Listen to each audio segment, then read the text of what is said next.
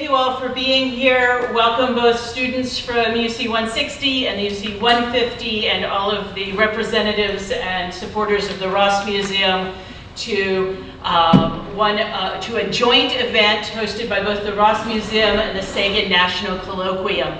This year our theme is returning alumni to campus to show the contributions that OVU makes to the world and the ways that the world shapes students and alumni from Ohio Wesleyan. As I'm going to turn the running of this particular event over to Erin Fletcher, the director of the Ross Museum, I want to briefly announce that our next Sagan National Colloquium event is next Thursday at 7:30 p.m.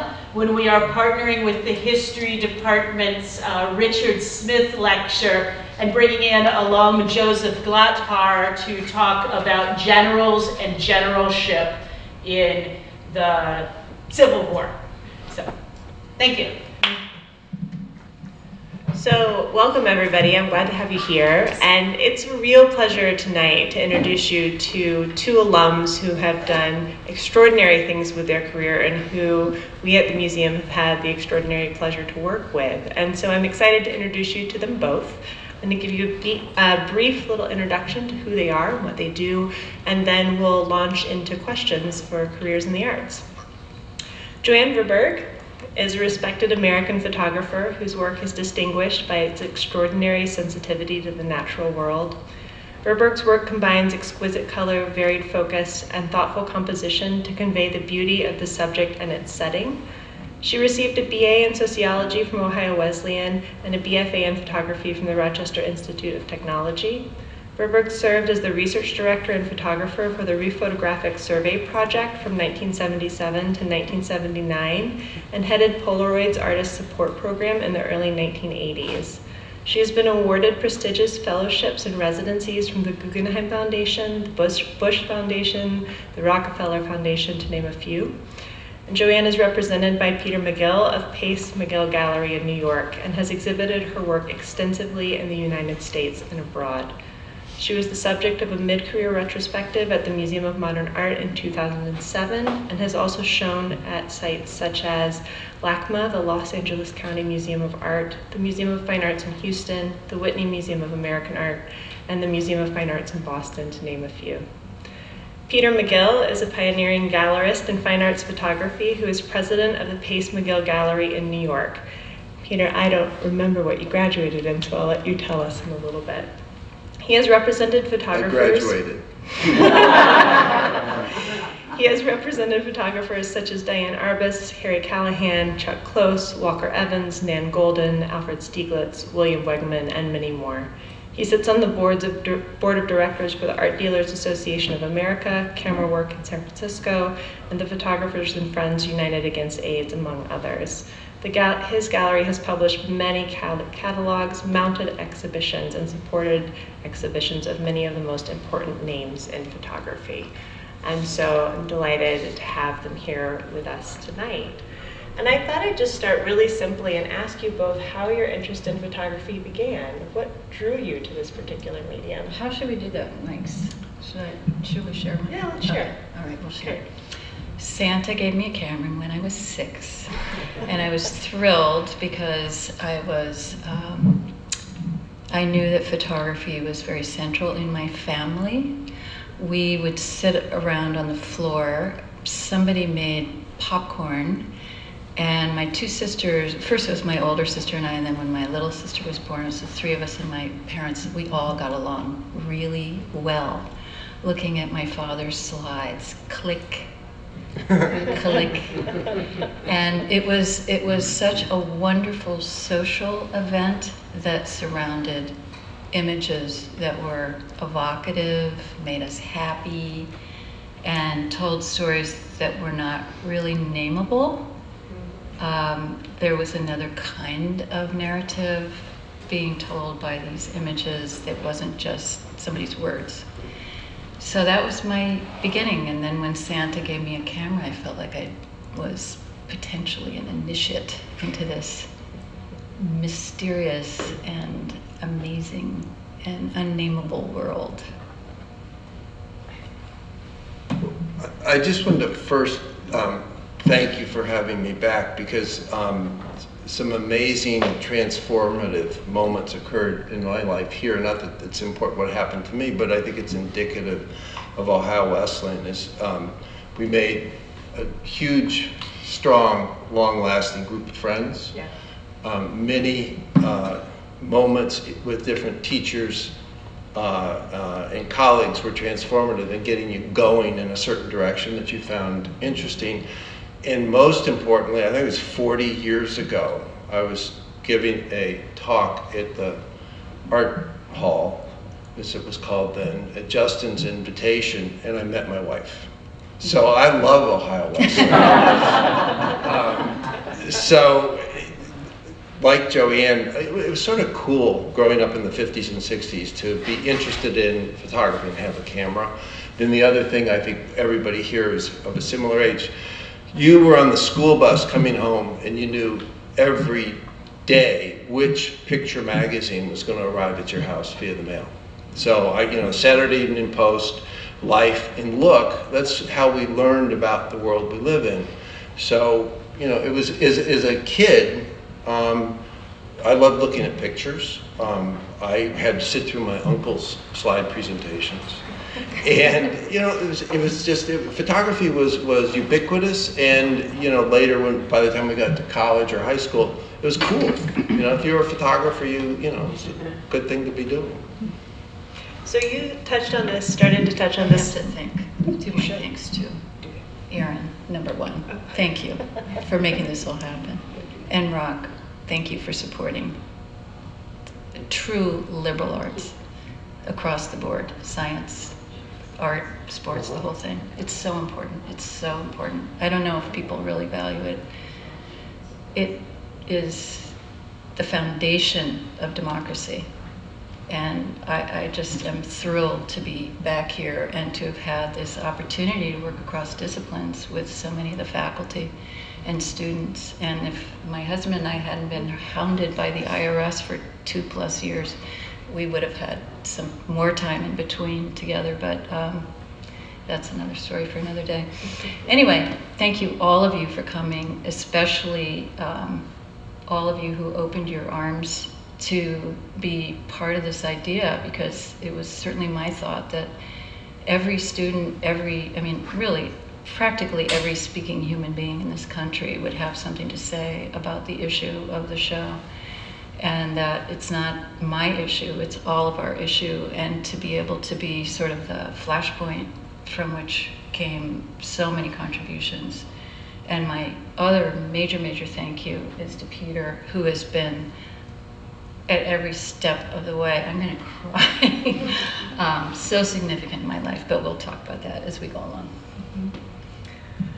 So just to leap off of what you touched on, Peter, and JoAnn, you too, were you engaged in photography while you were at Ohio Wesleyan for colleges? What classes did you take? What was impactful for you while you were here? Could you talk a little bit about your experience with photography and just at OU in general? I had, like any person interested in photography, had been the high school yearbook editor. So when I got to Ohio Wesleyan, the first thing I wanted to do is sign up for photography classes, and a lowly freshman could not get in, so I took the design class, and I also was very interested in history and English, so I took history and English classes. But we had a rather remarkable pre-Justin teacher. His name was Steve Liebman, and he had just graduated from the Rhode Island School of Design, and he was one of Harry Callahan's star pupils. He had a way of touching us deeply and showing us important pictures with lousy transparencies, and Clark and I were just down there next to the wall upon which they were projected. It was transformative for us because we didn't know it was by Robert Frank or Andre Cortez or Diane Arbus. We just looked at the pictures and thought about them and talked about them. So that was, the beginning of my formal education in photography was then, and then Justin came, not the next year, but the following year, and I was just saying, and very quickly, the head of the art department was a gentleman by the name of Jarvis Stewart, who was a fantastic human being and just genius educator. And he would show up for the faculty meetings and open up his brown paper bag, and he'd open up the wax paper, and he said, "My favorite, peanut butter and caviar." So you go, so anyway, and then when it was his job to oversee the hiring of Justin, and then Justin came and everything changed and got ramped up in terms of the speed with which the art department was moving. But I actually asked Jarvis if I could teach photography as a sophomore, and he said, well, it's better to have somebody try than not do it at all. So he was my sponsor, and we actually taught photography that year, and all we did was mimic Steve Liebman's teaching syllabus, which mimicked the Institute of Design teaching syllabus, which was the Bauhaus syllabus. So it was incredible that students could be part of a community, the university community, and be embraced, and we made something very organic happening. Look, JoAnn was in that class. It was the only class that I ever took that I could make it on time for before an 11 o'clock class. I really didn't want to get up for an 8 o'clock class, but I was always on time.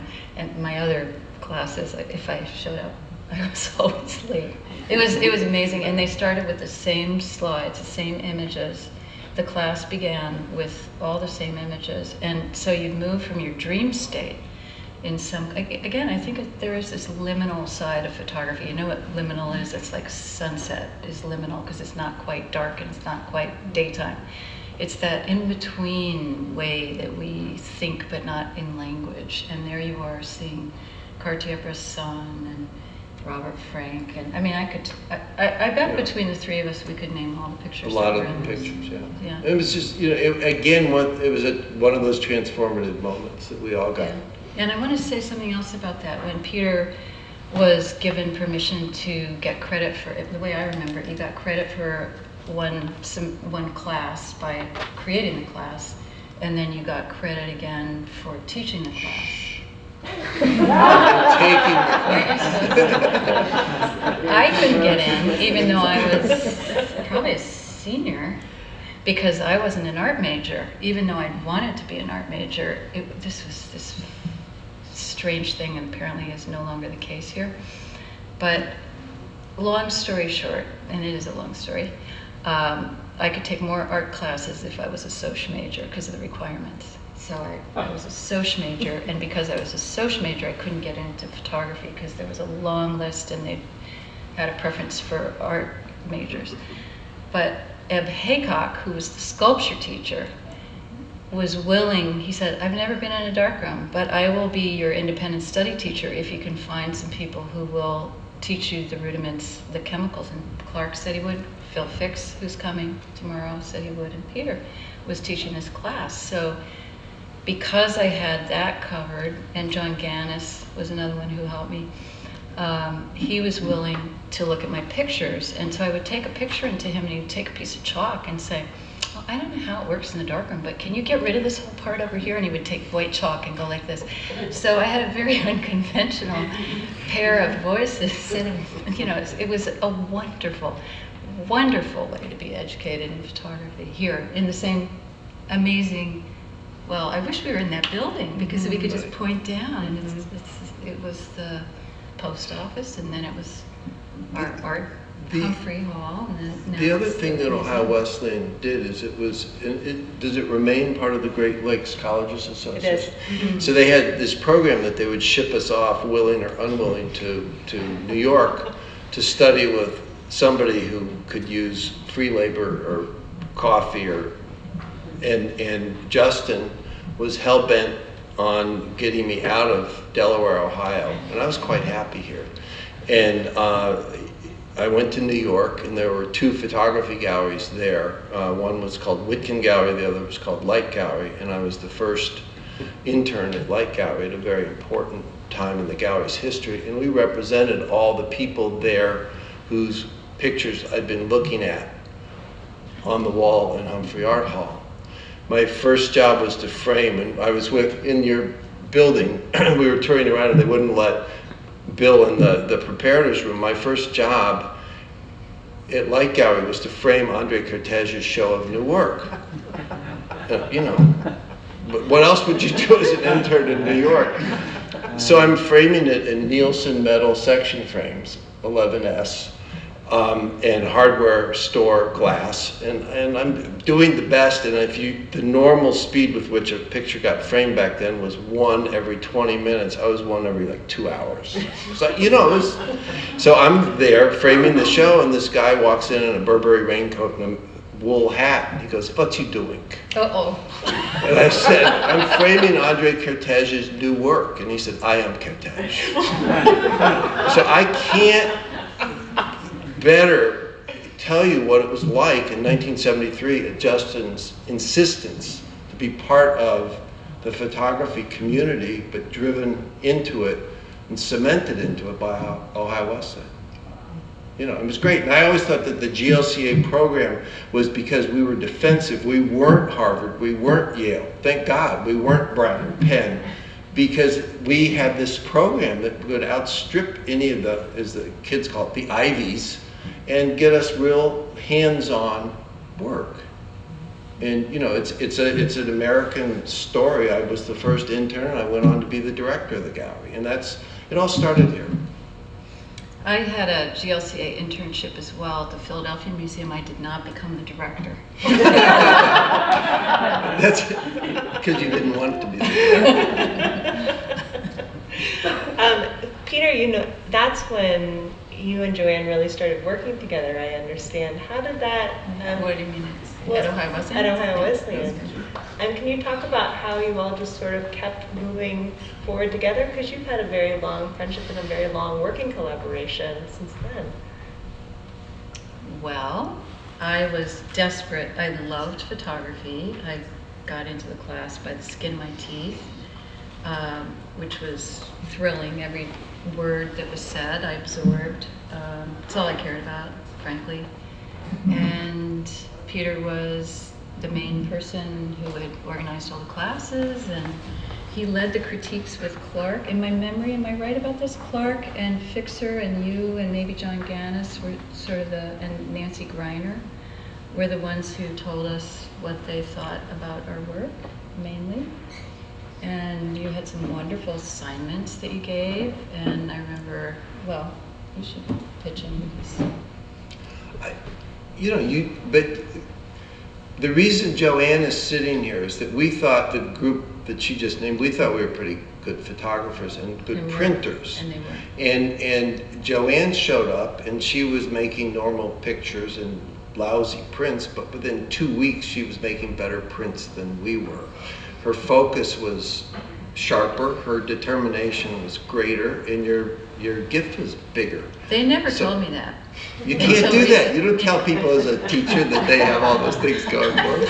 And there was no looking back, and JoAnn had a way, we both had tracks in the arts that were very different, but we kept running into each other. JoAnn was, the director of the artist program at Polaroid, and I was just coming back to Light Gallery. I wasn't the director, and we worked together to introduce the Polaroid 2024 process at Light Gallery. How's that for an Ohio Wesleyan coincidence? I was just starting at Polaroid. I had created something for Polaroid Corporation called the Visiting Artist Program.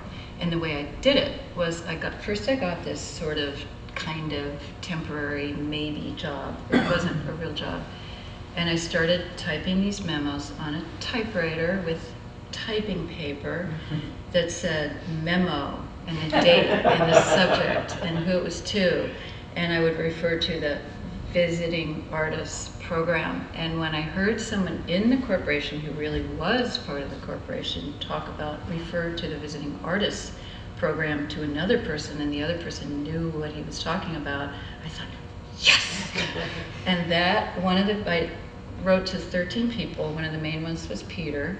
I wrote to John Jarkovsky, all these people all over the country who were, I didn't necessarily know them, but they were big, important people in our tiny little field, and told them what was on my mind and asked for their advice about what artists would be exceptional, perhaps, maybe if they thought about imaginatively, who could use camera that had never existed in the world before, and I described it.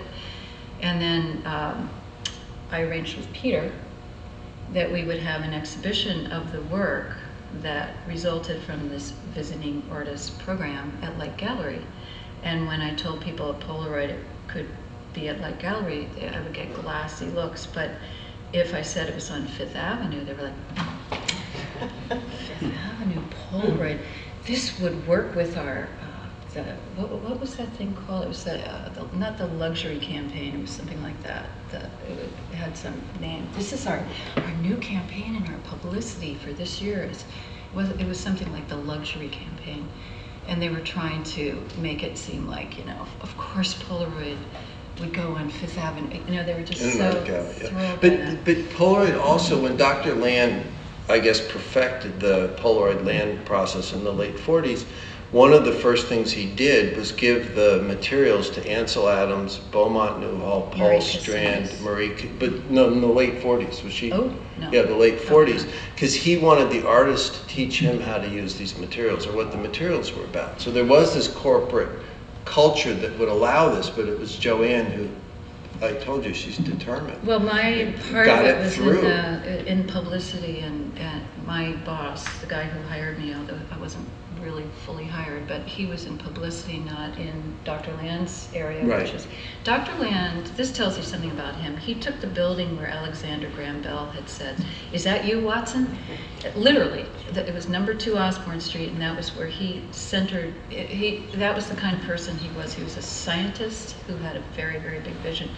And the people I worked with were more typical corporate people. They wanted to make money. They wanted to get the word out about this product, etc. So, and then, I mean, it was a very fluky thing that got me in there, and part of it was reading about Dr. Land and what his mind. You guys have started, we're transitioning nicely into the next question, which is talking a little bit about how you take a passion into a career. Like, what is that transition from just something you love into something that you can continue to do and make your life's work? Can you talk a little bit about how you developed your passions into careers and about some of the pivotal moments for you that helped your careers develop over time? Sure. Let's see, my first job came directly out of my internship, GLC internship at the Philadelphia Museum of Art. I was an intern. I was the same as you, just a low person in the department. But I loved it, and people understood that, and it was a very small department. I think it was just the head of the department and a secretary. So I was number 3, and then there were 2 part-time painters, and what we did was the painters did wall murals all over Philadelphia. That was the beginning of what apparently has turned into a mammoth program. There were about, 7 of them maybe by the time I was there, maybe not even that many. And I started taking pictures everywhere we had 28, in the summer we had 28 satellite programs all over Philadelphia, and I would just click. And I also taught a photo class at Fleischer Art Memorial and did this and that. And that then led to, what happened right after Philadelphia? I think graduate school maybe. Where I worked at the Eastman House as a curator and did a lot of other things too. And that led to the Rephotographic Survey Project, where I moved to Colorado to try to locate the sites that had been photographed in the 19th century by William Henry Jackson, Timothy O'Sullivan, and other 19th century pioneer photographers who were really trying to establish the idea of manifest destiny, that they wanted examples, illustrations of what this strange place was that the government was thinking of taking over. And from that, I think then that led to Polaroid, because we were using Polaroid materials. And that was when Peter and I hooked up again, although we'd stayed in touch in between. And then from Polaroid, I was like going out of my mind. I was so, I had no life. I was just working, and I needed a break. And someone sent me an invitation to apply for a visiting artist position in Minnesota, and I didn't exactly know where Minnesota was, so I never took geography here.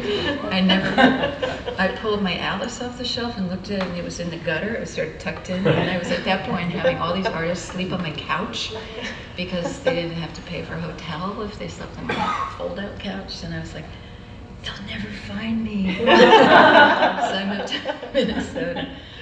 And then I met my wonderful husband, and I couldn't leave. So that's my story. It's pretty simple when you graduate from college. Well, at least in my family, I had to get a job. And my girlfriend's father set up a couple job interviews for me. One was with a life insurance company, and I don't remember what the other one was. But at that point, I'd been in New York and had these experiences. I am cortege. And I said, I'm gonna go back to photography, and that was my passion. Yeah. And there was one other photography gallery in Michigan, the Halstead 831 Gallery, and I called this poor guy, Tom Halstead, up.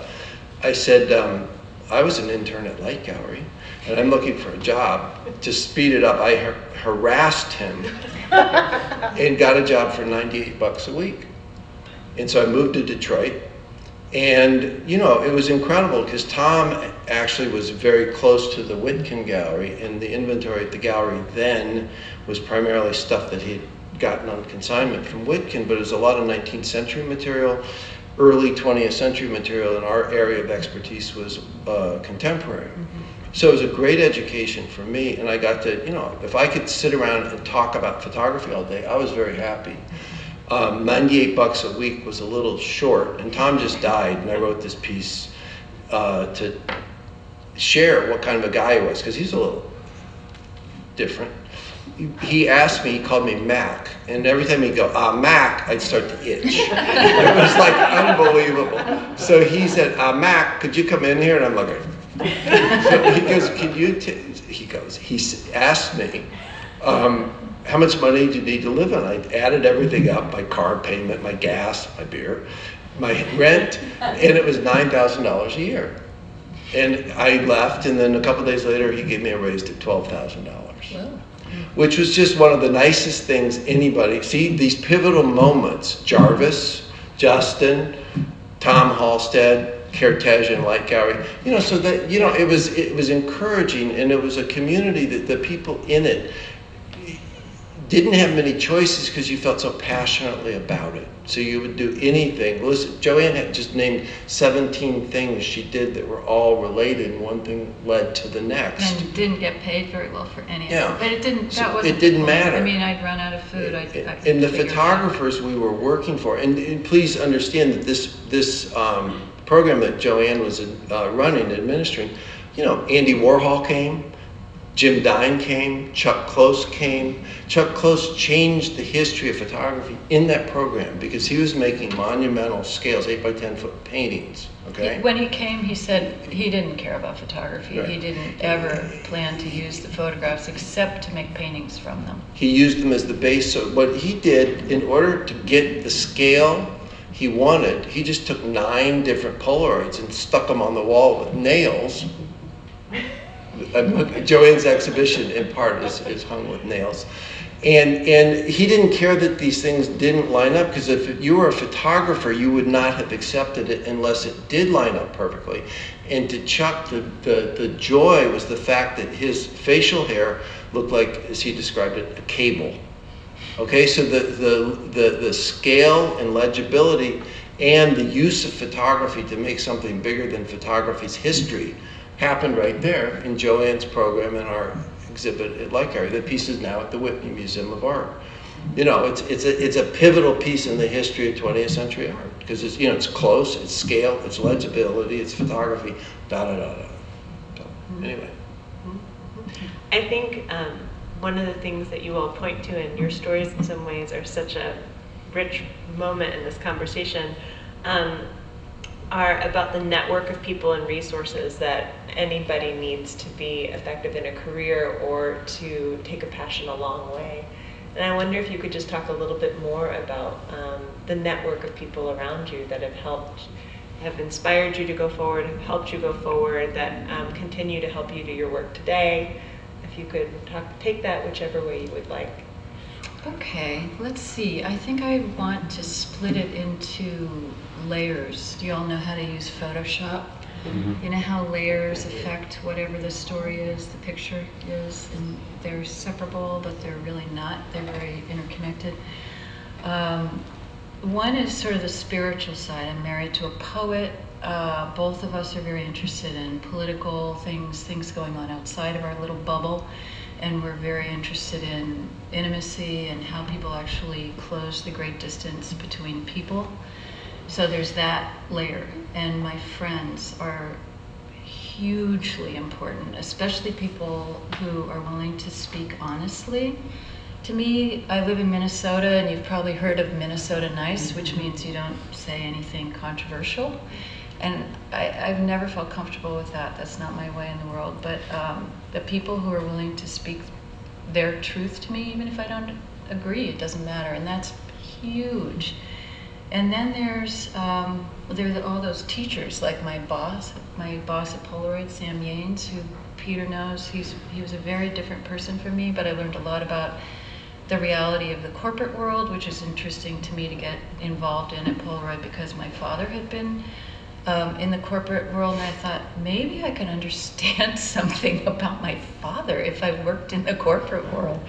So that, and it was very interesting and helpful. And then, I've had a lot of teachers who are in the guise of other people, but they've been my teachers throughout. And you were naming some, like Andre Cortege was a huge teacher for me, and Robert Frank, although I never knew him like Clark or Peter, I only met him a couple times, and but he was one of my main teachers, his work. So there are all those people who are teachers who aren't even alive, like Piero della Francesca, and then there are all these people like Robert Frank you have the blessing of being on the planet at the same time, but you don't necessarily cross paths with them.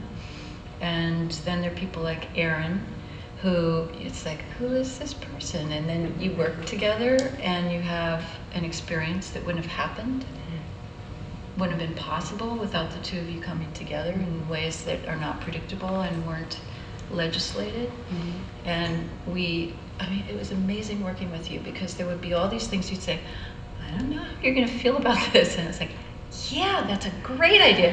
And it worked. It was a wonderful, wonderful experience, because neither one of us just said, we'll do it your way. Mm-hmm. But we both came with respect to the other person, and I think that is a real key in all relationships. You know, if you can listen and respect, to me, I think it doesn't matter if you agree or disagree, but if you can learn so much.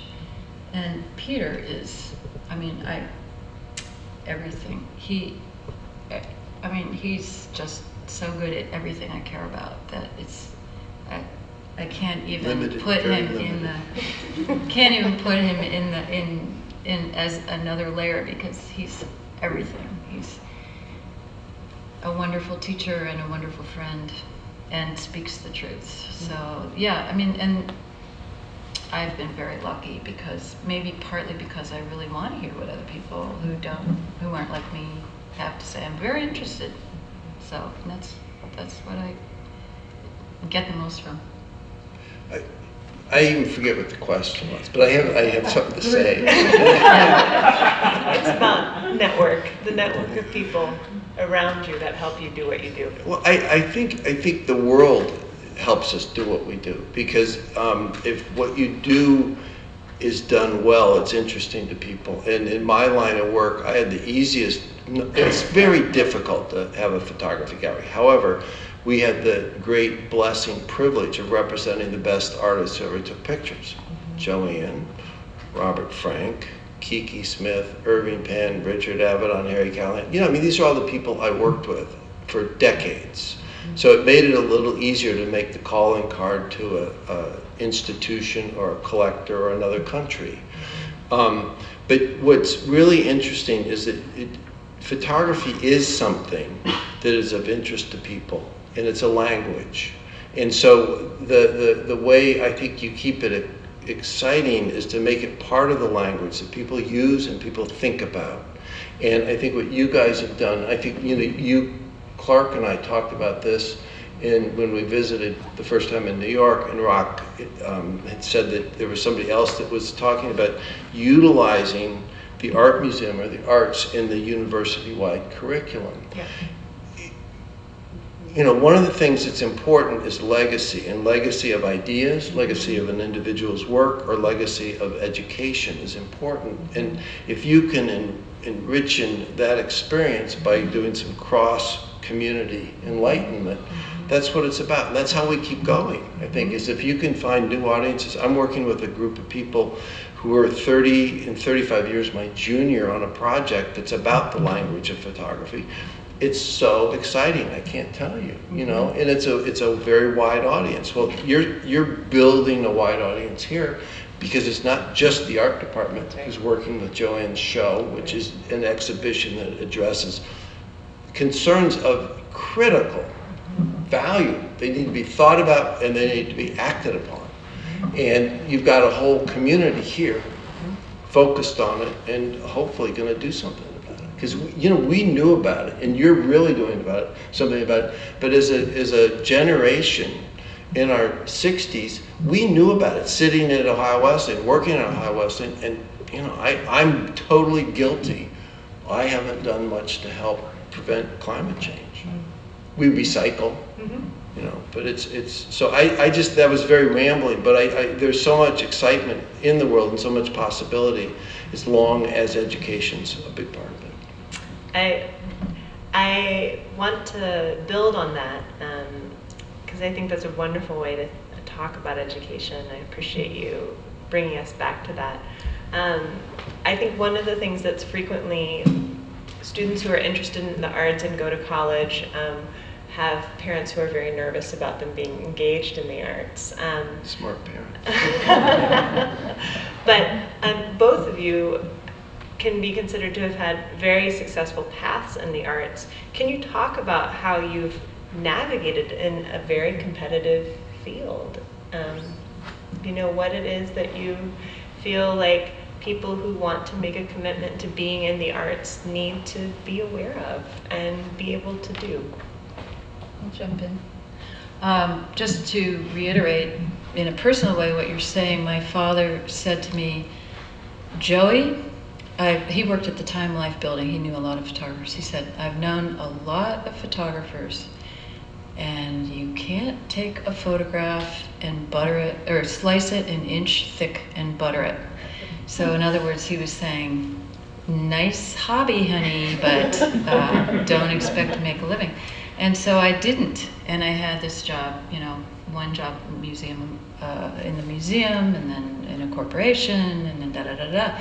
And I always thought, and part of this is being a woman, it was not something you could expect that you could have a passion and get a paycheck in any way that they connected whatsoever. So the idea was, I will always do photography. I remember this from Ohio Wesleyan. We would talk about this. The idea was you will always be a photographer. That's not something that is in question, and that is just foundational. But you have to get a job, so what will it be? And then the question is, how much are you willing to compromise your soul? And because at a certain point, if you etch away your soul, you can't be an artist. You can't be an authentic person. So how can you make a living and also be an artist? In this case, be an artist. There are many other versions of this, combinations that are tricky. I don't remember the question now. It was just how have you navigated building your career? Oh yeah, so for me, for 10 years I had jobs. But they were jobs I felt solidly that I could be an ethical person in those jobs. And I felt that I could potentially contribute something back to the world that you're talking about. Let me answer for JoAnn. The rest of it, because she won't talk about it. It is an incredibly competitive field, and you realize that everybody sitting in this room has a good quality phone in their pocket and a great distribution system at the end of a fingertip. to do what JoAnn did took the realization that there was a gift, the realization that there was determination, that competition is good, and she had passion. So it was the combination of all these things and exercising them in the proper amounts. You know, I don't think Ohio Wesleyan has another student who had a show at the Museum of Modern Art. It was a moment, now I'm gonna cry, it was a moment the entire community was incredibly proud of what JoAnn had done. We had such a great turnout of Ohio Wesleyan, Yeah. some of whom are here. Thank you, my beloved friends. So I just, my version is, you know, it's not bad to be competitive. Rock, I'm sorry, my father was an Episcopal priest, so I didn't want to practice that, and I didn't want to sell insurance, so I found something I was very passionate about. And because I was competitive, figured out how to do something in a competitive field, and the answer was to represent the best artists. So, you know, that was the gift, and then to be flexible enough to learn every time you talk to an artist, to let the work teach you something. I was curating exhibitions at the Center for Creative Photography when it opened. And one of my jobs during the day was to organize Harry Callahan's thousands of work prints. And I would go to the darkroom at night with a pack of cool cigarettes, a quart of beer, that's all I could afford, and make my own prints. And I realized there's a big gap here. I'm not Harry Callahan. I'm not Ansel Adams, Edward West, and Aaron Siskin at all. And I had had the experience of working with these people and knowing that I could earn a living in the arts. I was competitive, I was passionate, and I was lucky to be able to work with the best people and, you know, have a good support system. And, you know, and I think also coming from a family of very, very moderate means, but cherishing the arts. The highest thing we could do in my family growing up was go into the city and to the theater or to go to the Met. When the Mona Lisa came to the Met, I think in '63, my mother made me take a bath, put on my suit from dancing school from Best and Company and a tie, and I got to go to the Met to see the Mona Lisa, but I was clean and dressed up. So, you know, those kinds of experiences. And then Justin, I think it was after I came back from the GLCA Arts program, took me out to lunch at the LK restaurant, which was a step up from the Hamburger Inn. So I was like, you know, and Justin said to me, you know, the problem with you is you're a big fish in a small pond. And I said, oh, God. And, you know, that was a good thing for a teacher to say to a student. You know, if you want to be a big fish anywhere else or swim somewhere else, get going, do it. And it was sort of like his goodbye speech. You know? So I was lucky to have all these people.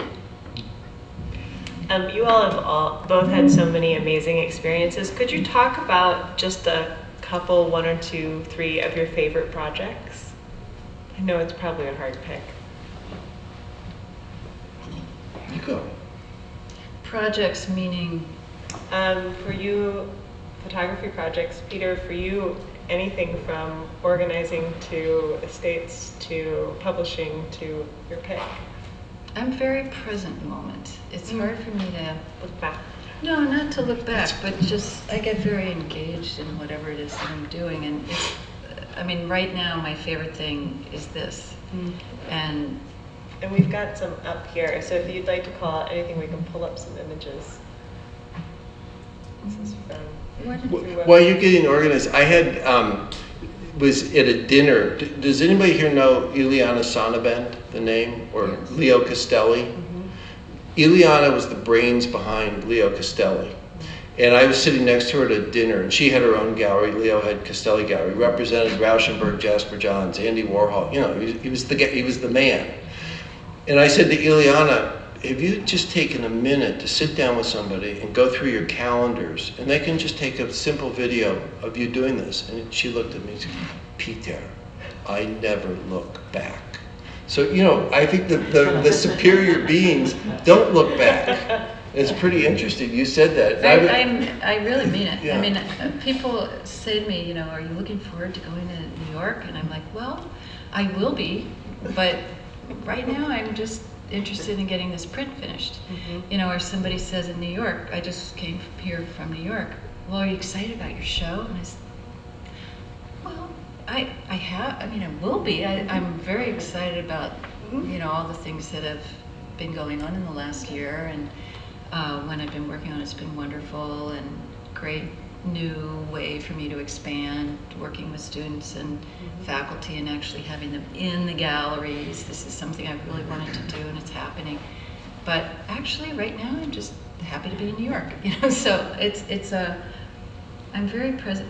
The title of my book is Present Tense. And I really am very present moment. I'm like a dog. We had a dog. I'm like that. You know, whatever's happening in the moment is pretty much what I'm fully engaged in. Good answer. I don't have any problem looking back. But just two quick projects. The first one, when we opened Peter MacGill 36 years ago, there's no way it could open without having a show of Robert Frank's work. So I spent 4 months leading up to the opening of the gallery, waltzing with, pursuing, schmoozing, traveling with, being with Robert Frank, which was one of the great moments in anybody's lives. And he had also, when he did the film called Cocksucker Blues of the 1972 national tour of the Rolling Stones, they would say, we want you to show up in Los Angeles Thursday at 2 o'clock and we'll talk to you with a decision. So he'd show up Thursday at 2 o'clock. They weren't there. So Robert put me through a similar experience because, you know, he was like, this is Robert Frank. So to speed it up, it literally, the New York Times was holding the press, as Andy Grunberg was the critic, to announce this show. He didn't do it. It was like the third show. He wouldn't do it. So, you know, and that's Robert, you know, because the best, the strongest, with the most integrity, he wasn't going to give me what I wanted. Peter? Cortege. Oh my God. Of course.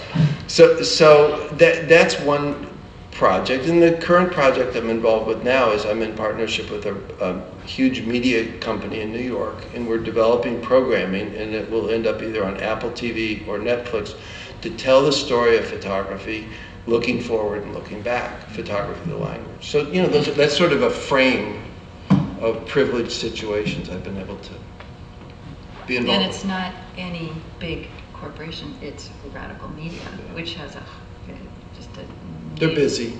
wonderful reputation amongst artists. So I want to make sure that we have time for questions in the audience when we have these two wonderful people up here, that I'm not the only one that gets to talk to them. So I want to turn this over, and just, if you have questions, please ask them. Come on. Well, I don't have a question, but first of all, I want you to know that the GLCA Arts Program, it's called the New York Arts Program now, and it's still alive and well, and it's celebrating its 50th anniversary this year. Wow. And so if there are any students here who are interested in the performing or visual arts, you got to do it. How about Philadelphia? And the Philadelphia program, well, Daryl is here. He does the off-campus program. It's still operating. That's Still in such a Philly? fantastic program. Albion is running it now. Yeah. For those of us who don't know, can you talk a little bit about what it means to represent an artist? And then, JoAnn, if you could also talk about what it's like to have to represent yourself as an artist in professional work. To represent an artist is a huge responsibility, because we try to do as much as we can for the artists so they can make their work. And that includes working with museums, publishers, collectors, corporate collections to get their work out there. And JoAnn's old boss, Sam Yanes, started a consortium of museum curators so they would talk to each other. And somebody said to him, "Why do you want to do this?" He said, "I just want photography to be something people think about." And that's what representation is. You want your artist work to be something people think about. And that, in a sense, is a kind of legacy for the artist.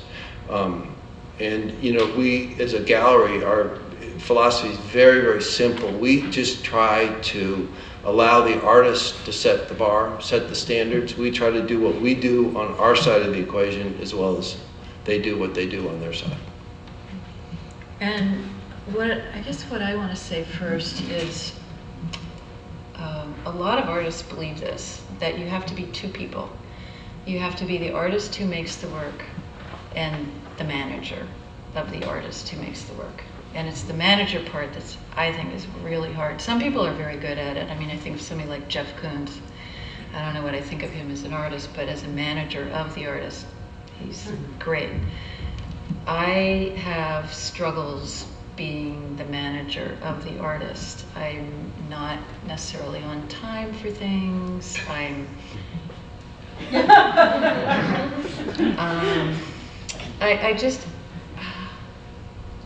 I don't necessarily want to accomplish things. What I want to do is let things organically filter through. You know, you're talking about the world outside and my understanding of that, my relationships, what I'm thinking about that day. You know, just filter through everything I know and all the things on the edges of what I know, and out of that comes the art. And that's not logical. It's not controllable. I need to be in good physical shape. I need to sleep. I can't be drunk all the time. If I go to a place, it may not work, it might work. If I keep going and I'm very steadfast and very loyal to this, what is that, an idea that I'm talking about? This ritual, just showing up with my equipment, film loaded, all that kind of stuff. Something eventually happens, and I have absolute faith in that. I have to, because there's nothing in the world that is helping me make the picture outside of myself. It's really kind of a weird thing to do. It's just have faith and go and keep trying. But the manager wants me to be, get a portfolio finished, or, have an exhibition ready, and all that kind of stuff. And that gets in the way sometimes of making the art. So it's a real trick to try to, and Peter, bless him, I know I'm doing this too much, I'm sorry, but too much. We went to lunch one day and he said, okay, so we've done really well with this show and we want to have another one, and your collectors want to see your work every year, 2 years. And I said, and after the second time I had a show, I said, it's too fast. I can't do it. And I thought he was going to fire me. I really did. I don't know if I told you this. And he said, didn't skip a beat. He said, well, just let me know when you're ready. That's just tell me when you're ready. So that was unbelievable support to me. To think that he was really not just like a marketing person and I fit into some other. So let me finish JoAnn's response, is that selling her work to important private and public collections, the people who own her work and live with her work's lives are changed. We have a very beautiful Verburg in our bedroom. I look at it every day. It's part of my life. We had to borrow a picture from a woman because she couldn't get it printed in time for the show, so we borrowed it, and the woman was clearly very upset to have the work leave her house. What was that? It was the first show. I don't remember which picture it was. It was a beautiful diptych. You didn't have it. We needed it, or we felt we needed it.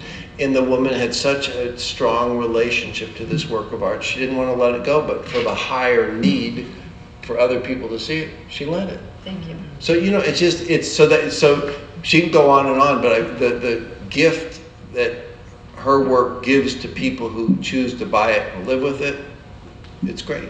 That's a good artist does that. So there. Who else? How about the students who are thinking about careers and what they want to do? Like, what questions might you have for people who have been through Ohio Wesleyan and lived through those survived. questions with you. Yeah. Yeah, go ahead. So as far as your major, I know you said you majored in sociology. Has that influenced your work in any way? Absolutely. Yeah, I think, I don't think in those terms when I'm shooting, for example. I don't think, oh, I was a social major and I took this class and da-da-da-da. But it informs my worldview. And out of my worldview comes, and it was the soc-anthro major, by the way. Is it still together? Yeah, I'm really, really glad I had that. And I also think about other classes I took here, if you don't mind my going off the question a little bit. Like there was a philosophy class I took that I really think back, and numerous religion classes I took. I think back on those classes quite often. Yeah, so definitely, and I think mainly it's the liberal arts. I work with a lot of kids from Minneapolis College of Art and Design. It's an art school, and they have just a token amount of liberal arts education, and I feel so sorry for them because their worldview is really coming out of a lot of contemporary artists' desires, careers as they're publicly seen, and what seems to me to be a very narrow way of having aspirations in a very broad and complex world. If all you know is art, then you try to make art. I think you're really limited, extremely limited. Whereas if you're coming from a broader, if you are open to other, when I came here a year ago, every single faculty person I talked to, because we both felt so strongly about moving it out of just being an art, strictly an art idea, but to take advantage of the fact that it's a universal concept and to bring in as many people from as many parts of the school as possible. And every single person said, we don't want to be in these silos. We teach our classes, but we want to have conversations across the disciplines, and I think that is the best kind of education you can have. And the clear evidence of that is in the middle room of the Ross Art Museum. And the back, because the white sculptures are, I'm not sure what department that was, but who was It the was just faculty actually person from, on we actually ended up just using trash from across the university. So it wasn't just one faculty member, but trash represented from across the university. So Yeah. I think another interesting vignette is the guy who figured out, the neuroscientist who figured out how the eye works with the brain. He received the Nobel Prize when he did it, and I've heard him speak, and he said, we learn more from what fell out of the petri dish than what stayed in the petri dish. So I think that's another way to say this. Exactly. And, if you listen to these scientists who are like scientists, they're really smart, and they if they stayed in the area where they thought they would learn, they probably won't learn or discover. It's when they have the nerve and the vision and the capacity to go outside of that area, that teaches you. And I think that's what you're saying. Yeah, and I can't help but bring this little anecdote in, which is a little off subject, but I think it in some funny way relates, and it doesn't exactly relate to your question either, but Robert Rauschenberg was asked, well, there are all these people who are copying your work. I mean, how do you feel about this? There are these sort of pseudo-Rauschenbergs everywhere. And he said, they can't make my mistakes. And I think that relates to, what falls out of the petri dish. And I really think about that a lot, because it's when you understand something that you didn't understand because you did it wrong and it came out this funky way that you didn't mean for it to come out. And you say, aha, instead of throwing it out. That's sort of what you're talking about with the petri dish, right? Well, then that is how you get your voice. That's how you get your vision. That's how you get your worldview. the aforementioned Phil Fix, who will be here tomorrow, was in our class, and the student art show came up, and we all worked unbelievably hard. So Fix found one of his pictures in the trash can that wasn't fully fixed, arrested its development, and it was quite beautiful. Do you remember that? He mounted it up. He won. So it was we loved him to pieces, but we were like, we had not yet become enlightened about such things. But it's. I think we're saying the same thing 3 different ways. Anybody else? I'm just fascinated that the making of interesting, beautiful images, how it relates to the ideas and the message you want to send. And I think that's where the artist comes in. It's not just a talent in taking a photograph. It's knowing sort of how it fits into some greater scheme that you want to, or idea that you want to. You're giving me way too much credit. Well, I'm not a conceptual artist. Well, how important is it, the message that comes with the photograph? I'll answer JoAnn's question. The still lives that you see there look challenging, beautiful, and extraordinary.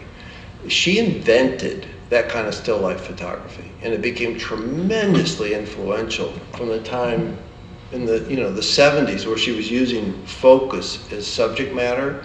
So it's not like Edward Weston used to put stuff here and photograph it in a way to intensify it. And it swings and tilts. It's a thing itself. Well, JoAnn just sort of said, no, I'm going to invent my own way of intensifying the subject matter. And it was from looking at Matisse and reading reading other artists' writings about how they worked, and looking at a lot of other artists' work. It was my attempt to try to do something in photography. And she originated that, and among other things. And it was amazing how quickly it made its way into particularly important product photography that was being done. And we still had a lot of magazines back then. It was, and it's hers. So I wanted to make sure that everybody understood that wasn't derivative in any way. That still life approach was created by and manufactured by JoAnn. And this, I still want to stand by what I said, but the way that project happened, I stumbled on it. I really stumbled on it. It started just with click, click, click with a digital snapshot camera, partly because I had never used digital photography in a significant way, and I knew that I had to catch up somehow. But I didn't want to give up my 5x7 tripod, dark cloth, that kind of photography, which is how I did all the still lifes. The still lifes were very carefully crafted and took like an afternoon to make one. The snapshots were click, click, click, click, click. They're both beautiful, I think. I brought this because I wanted to say something about how something, this is really the center of the show, something can be treated as an artwork, or it can be treated as trash, and it's the same object. I mean, not the photo object, but it's the same Coke bottle floating, or made into a still life.